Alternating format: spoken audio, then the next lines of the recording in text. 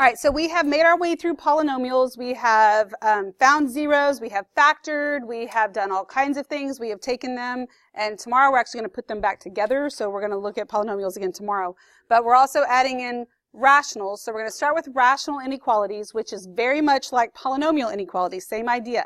We didn't use our polynomial inequalities to help us graph polynomials, really, but we do need this to be able to help us graph rationals. So it's going to tell us where our functions are positive, negative, and for us to get a feel for what we're supposed to be doing with our graph. So, rational inequalities. First of all, what makes a rational different than a polynomial? Why is it called a rational? Made out of a fraction, right? It's a ratio. That's what a fraction is. So that means instead of just like 2x squared plus 7x, we have like 2x squared plus 7x over x plus 3, something like that. All right, so given a rational function, a rational inequality has the general form f of x is greater than, equal to, not equal to, less than, or less than or equal to. Basically, it's in the form of an inequality. Inequality is definitely not brand new to you. So the inequality f of x is greater than 0 is true when f of x is positive. That should seem like painfully obvious, right? Because that's what greater than 0 means. But what this is really saying is the equation is greater than 0, like when you write that out, then the graph itself will be positive. And then the inequality f of x is less than 0 is true when f of x is what? Negative. Now, after we did polynomial inequalities, I did have you sketch the polynomial in on the number line that we used just so that you can kind of make it make sense. That same thing is not going to work here, but we are going to look at what happens with this graph. Now, there's some things missing from this graph for us to be able to do this. There are two asymptotes here, and we need to draw them or graph them in. There's an asymptote at x equals 2, and there is one here at x equals negative 3. So put those on your graph.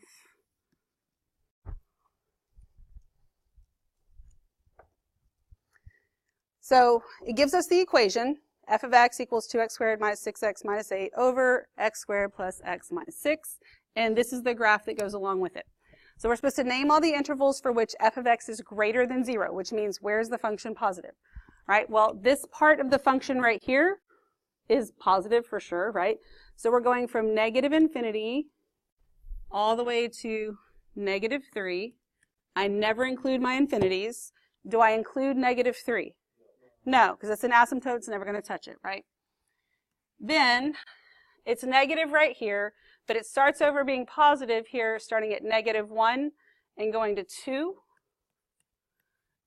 Do I include the negative 1? No, because this says greater than 0. When x is negative 1, y is 0. I don't want it when it's 0. I want it when it's positive. 0 is not positive or negative, so I'm not including that. Then do I include 2?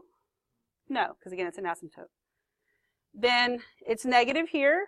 Then it starts over being positive right here at 4 and goes to infinity. And again, I never include my infinities. I'm also not including 4 because at 4 it is 0, and we're not looking at 0 here. Easy enough? Do you ever include a number? When you're talking positive and negative, just straight up positive and negative like this, the answer to that is no. If this said greater than or equal to, then I would. Okay, some of them I would and some of them I wouldn't, and we're going to look at that in a minute too. That's a good question. Okay, any other questions? That's good. All right, so then when it's negative, so f of x is less than 0, so when it's negative, well, my graph starts off being negative here, which means it was really, really close to negative 3, not including it because that's an asymptote, all the way to negative 1. But at negative 1, it's 0, so I'm not including negative 1. And then it was positive here, and then it's negative here again, going from negative 2 to 4. Okay? So that's what our intervals are telling us. What? Oh, it sure is. It's positive 2. I'm sorry. Positive 2. Thank you. Which you wouldn't have to put the plus, but I just fixed it that way. So positive 2 to 4, right? So that's what the intervals we're getting are showing us, because basically we're going to be working the other way. We're going to get the intervals, and then when we start graphing, we're using that to know whether my graph was at the top or at the bottom, that sort of thing. Then it says, notice that a rational function switches signs at both zeros and vertical asymptotes. So when we did the polynomial inequalities, we only got to switch signs at the zeros. Did it always switch signs at a zero? No, because it could have bounced, right? It could come down and hit the zero and then go back up and positive, positive, right? Same thing here. Now on this one, this is switches every time, but that's not necessarily the case. That's something that this is going to help us with. With this asymptote, yes, it was positive, then on the other side of the asymptote, it's negative. But it's possible if this part right here was reflected and the shape looked like that, it could be positive, asymptote, and then positive again. That is a possibility, and that's kind of what we're looking for. Is on either side of the asymptote, we know things are going to, negative and positive infinity, but are they like both up, both down? What's happening, okay, with that asymptote? That's what it's going to help us with. The steps, pretty much the same steps as what we did for polynomial inequalities. We move all terms to one side, which will be done for you a lot of the times, so that 0 is on one side. You find the zeros of both the numerator and denominator by factoring. So we got to find the zeros. That's what we did with polynomials. Then it says plot these points on a number line. Asymptotes always get open circles. Okay? Asymptotes always get open circles. That means even if this is less than, if this was less than or equal to, that doesn't affect my asymptote. Asymptotes open circles no matter what, because it's not going to touch that asymptote ever. Make sense to you? Whereas then if it was equal to, then I would have a closed circle on the zeros themselves. So it's possible to have them mixed in there.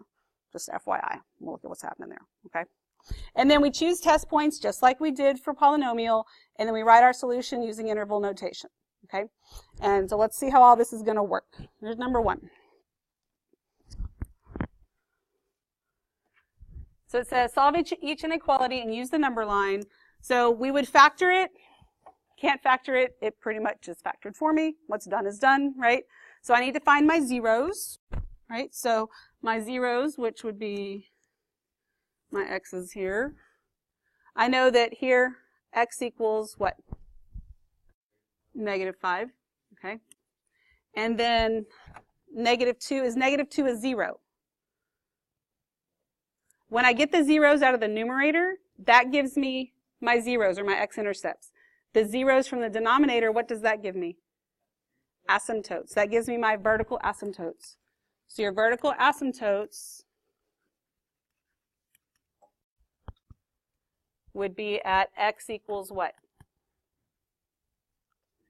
-2.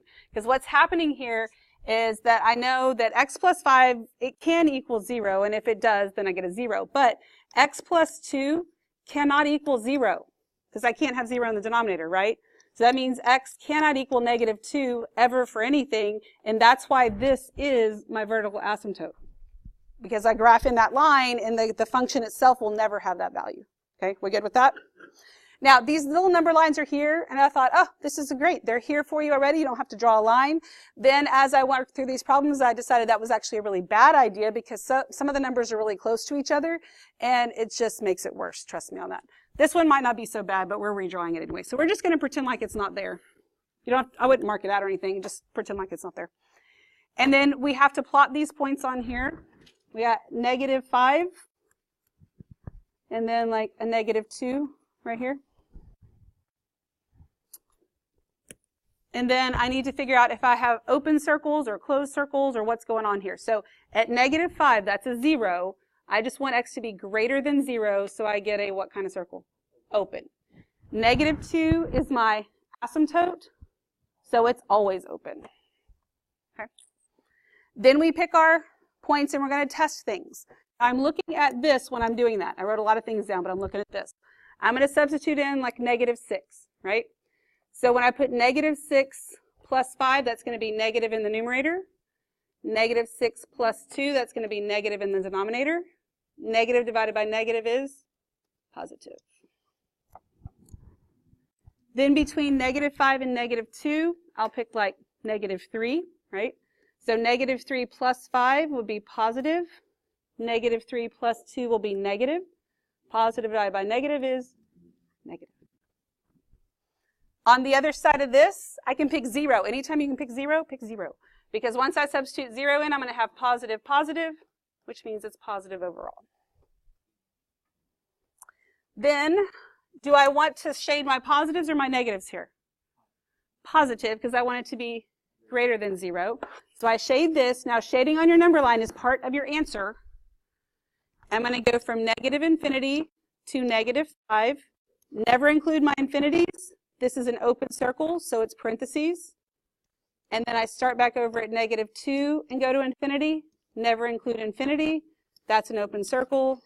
There's my interval. So the interval is part of your answer, and so is the number line itself. Everybody okay with that? Any questions? And we're not doing every single one of these examples. Don't worry. I know there's a ton of them. All right, so flip over on the back. Let's look at number 5.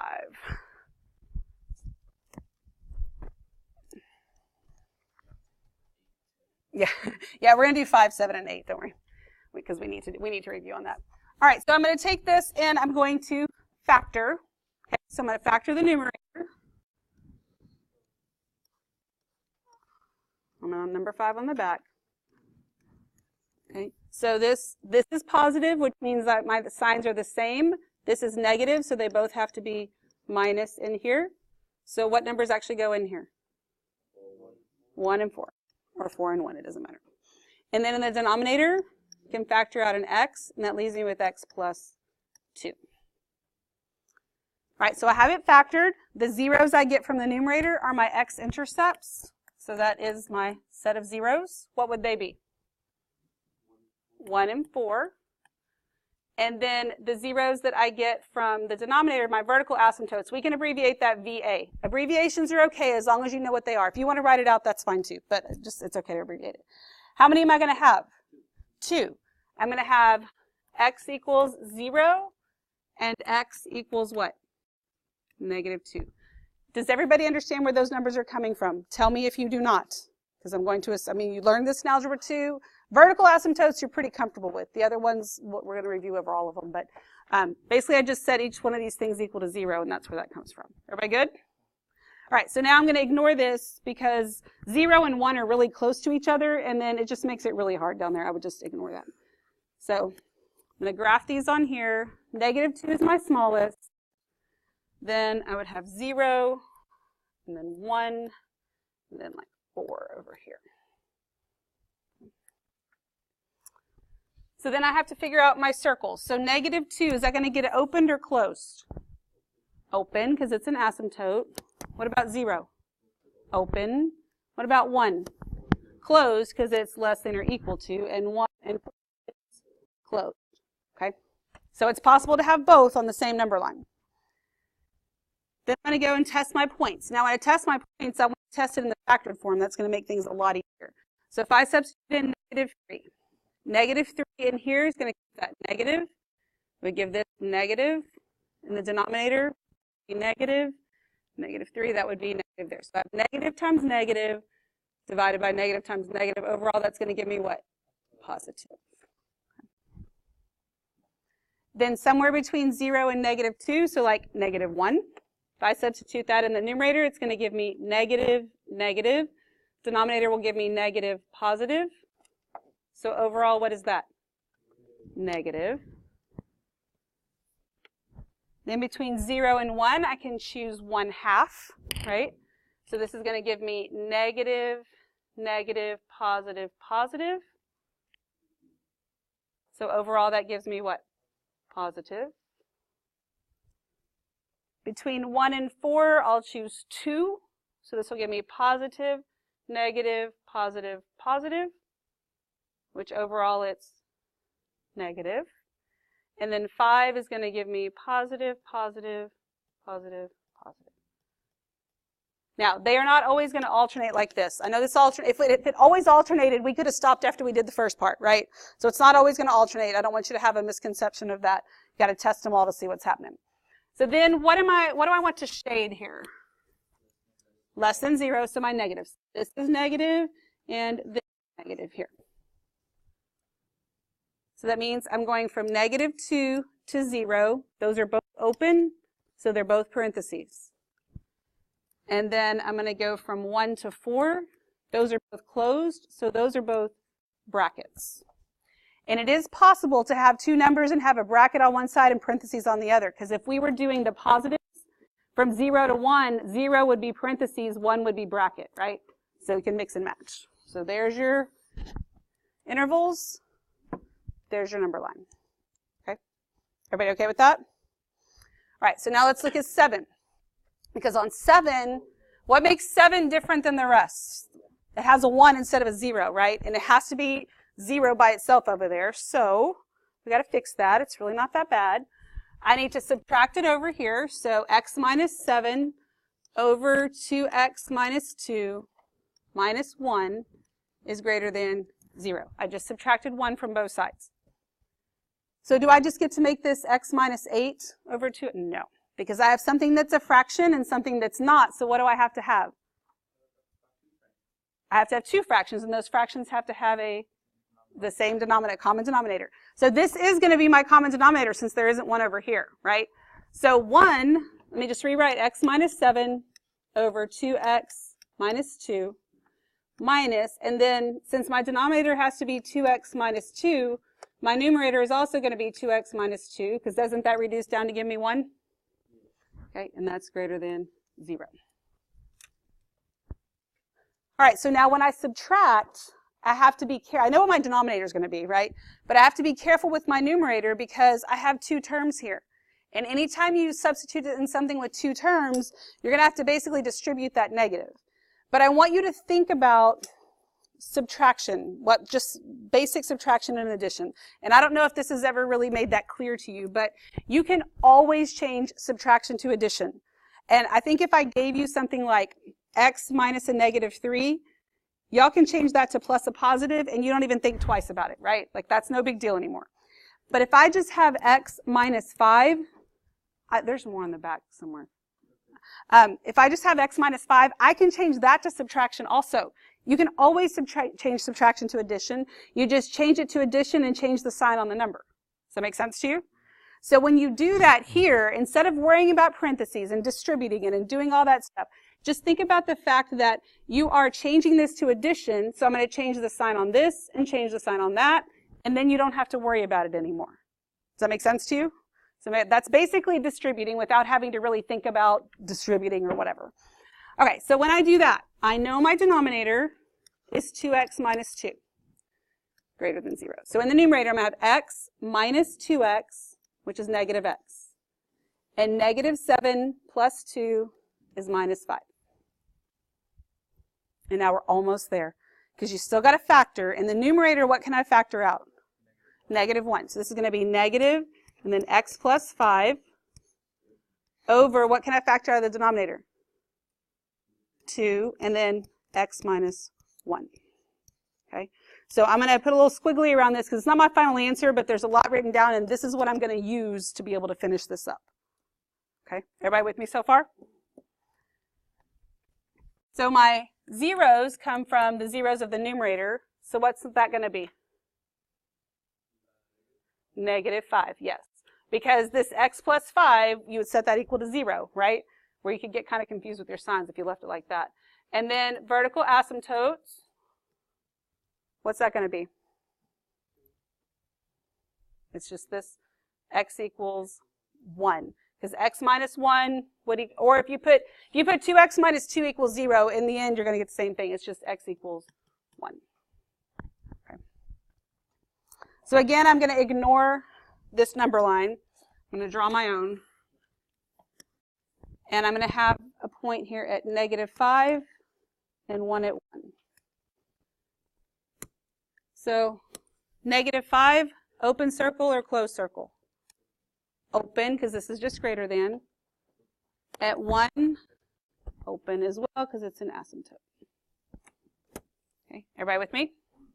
Now, this has been a source of confusion for a lot of people, so let me make this very clear. When we go to test the numerator, there is one term in the numerator, but no matter what sign comes out of this parentheses, it's going to be multiplied by a negative 1, right?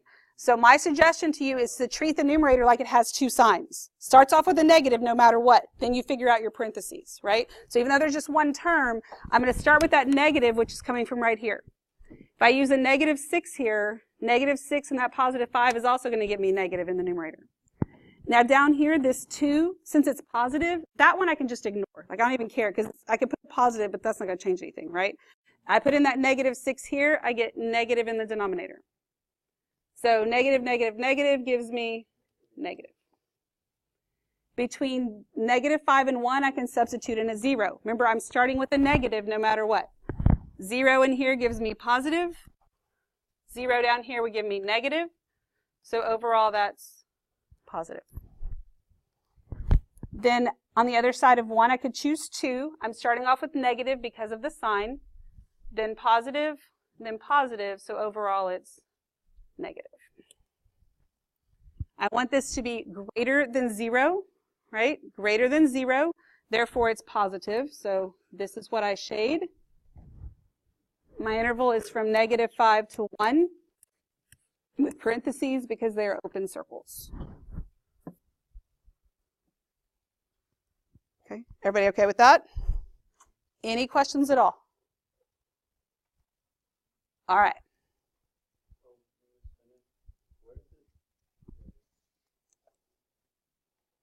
Where did the... No, it's a...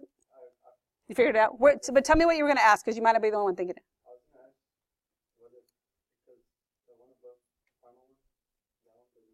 Uh-huh. Oh, but now you're found? Okay. You're blind, but now you see? Okay. All right. Are we good? Any questions? Okay. All right, so let's look at number 8. Number 8, we have the same kind of problem. We don't have 0 on one side of it, right? So I'm going to subtract this over to the left, so I have a 0 on the right. I could go the other direction. It doesn't matter, but I think most of us would go in that way. So I'm going to have 9 over x minus 4 minus 8 over x minus 3, and that's less than or equal to 0. Everybody with me? So once again, I have two fractions that do not have a common denominator, right? The common denominator with rationals is actually very easy to figure out, right? Your common denominator is going to be x minus 4 times x minus 3. So I have to multiply this one by x minus 3 over x minus 3, and this one by x minus 4 over x minus 4. So this gives me 9 times x minus 3 over x minus 4 times x minus 3 minus 8 times x minus 4 over x minus 4 times x minus 3. So at this point here, I could cancel these out here and cancel those out here to get right back where I was. But I don't want to do that because I just put them there for a reason, right? And in the denominator, I don't want to multiply that out because we were having to factor here anyway, right? So if I'm going to have to factor, it's good like it is. The denominator can stay like it is. So in the denominator, I still have x minus 4. Oh, that's a 3. X minus 4 times x minus 3. So in the numerator, when I combine these, I'm going to go ahead and distribute. I'm going to do 9 times x gives me 9x. 9 times a negative 3 is minus 27. Then when I move on to the next one, I'm going to treat this as a negative 8, so that negative gets taken care of. Negative 8 times x is minus 8x. Negative 8 times negative 4 is a positive 32. That's less than or equal to 0. And yeah, we're just combining them. So then that's going to give me 9x minus 8x is going to give me x plus 5 over x minus 4 times x minus 3, and that's less than or equal to 0. Okay? See? Not that bad, but if you don't know your fraction properties at all, then you don't even know to get a common denominator. Okay. Well, thank you. So I want you to go ahead. I'm going to give you a few minutes to kind of get to work on this on your own. Find your zeros. Find your vertical asymptotes. Go ahead and work on the signs. Draw my line in here.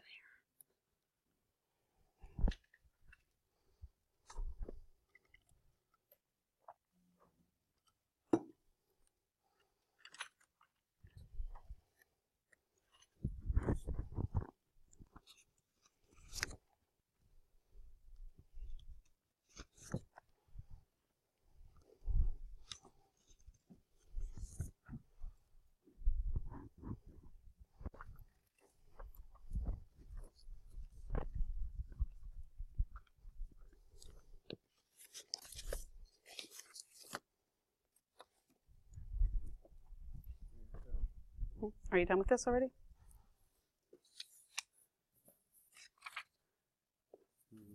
this one. You're supposed to be working on that one.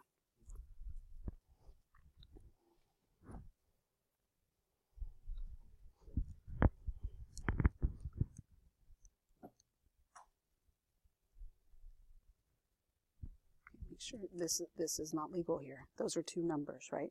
Your vertical asymptotes are lines, so it has to be x equals and x equals. Does that make sense? In that case, you're